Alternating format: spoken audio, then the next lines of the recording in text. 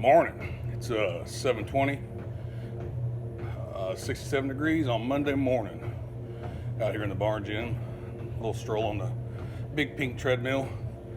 Gonna do a video later this week detailing all our gym equipment, the purpose behind each piece. Everything was selected for very specific reasons, okay? No fluff, no bullshit. If it doesn't get it done, you won't find it in here. All the specialty machines, all that, how do I put this? The fluff, the bark without the bite, nah, you ain't gonna get none of that in here. You lift weights in the Wolf Hunter's barn gym, I'm telling you, it ain't nothing but getting after it. Old school, clanging and banging, putting up numbers, putting up speed. If you're not pushing a number, if you're not pushing a weight, you have to push a rep. I don't give a shit what routine you use. If you're not pushing a number, if you're not gunning for a number on a specific lift, you better be doing more reps than the last time.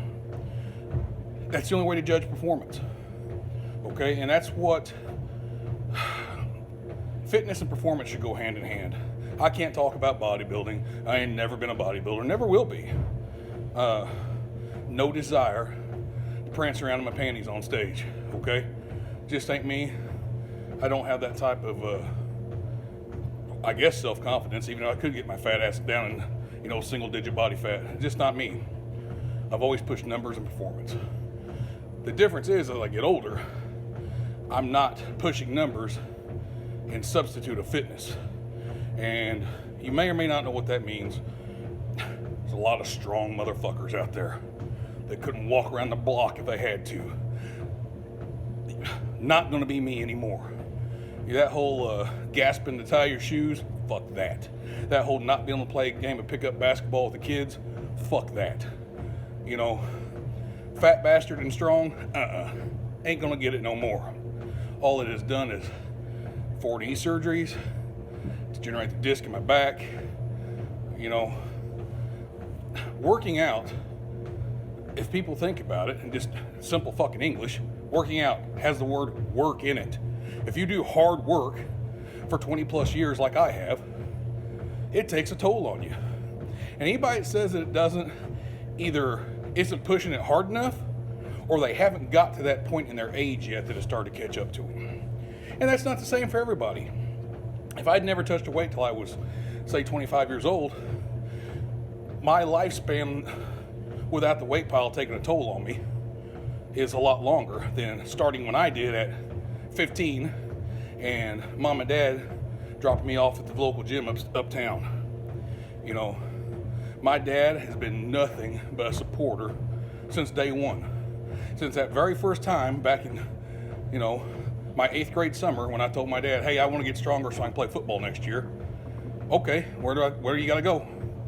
He never once said lifting weights was bad for me. He never once discouraged anything. He never once, he was the utmost supportive parent from day one when it come to building strength and power and getting better. Had no interest in it himself. Had no desire about it himself because he was just, he's your typical average Joe working man. But when it comes to making me stronger, making me better, and giving me that confidence I needed, man, my dad was the best. I cannot speak highly enough of him when it comes to the pursuit of this. Which is why I push my girls the way that I do. They play multiple sports. They have college hopes. I don't know whether or not they'll make it. I'm not that parent to say, oh, goddamn, my kid's going to play college ball. I don't know. We'll see what happens. There's some coaches that think they might, judged on their learning curve and performance so far.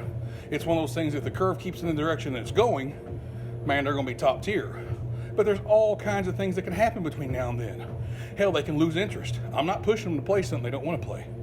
They could get hurt, one blown ACL, and all of a sudden all them college dreams, maybe isn't such a reality anymore. But I will not discourage fitness for them. Because I'm going to tell all you parents out there something right now. And believe me, I'm no example of what a dad should be. So don't think I'm coming at you high and mighty with that bullshit. But I will say this. If you're letting your kids sit around and be a fat turd, you are not doing them or you any service. Because when they get older and they're miserable and they hurt and they ache and they're fighting diabetes and they're fighting heart disease because they never got fit and don't have the clue or the drive to do it, it's going to take its toll on them. Don't be the reason that your kid is plagued with a chronic illness the rest of their life. Don't do it. You're going to say, oh, I can't make them work out. Well, no, but you fix their meals. You could take that fucking plate away from them. You know, you wouldn't feed your dog cans of Crisco every day. Or I guess if you would, you're a shit-ass dog owner too. So that's the point I'm getting at. Control their intake. If they don't like sports, get them into something that's, you know, an activity that is hard on them. Jiu-jitsu. It's not a sport, not yet. Brazilian Jiu-Jitsu, man. Ain't nothing like getting on a wrestling mat and having somebody else try to impose their will on you as far as physical contest goes. They can talk about the gentle art all they want. They can talk about strength not mattering all they want. But the fact of the matter is, it's someone trying to impose their physical will on you. And that stuff sucks, and it's sweaty, and it's hot. And if you got a little turd of a kid with shitty self-confidence and a shitty diet and no output for what they put in their mouths, there's a good place to start. Pee-wee wrestling, man. One of the hardest sports there is.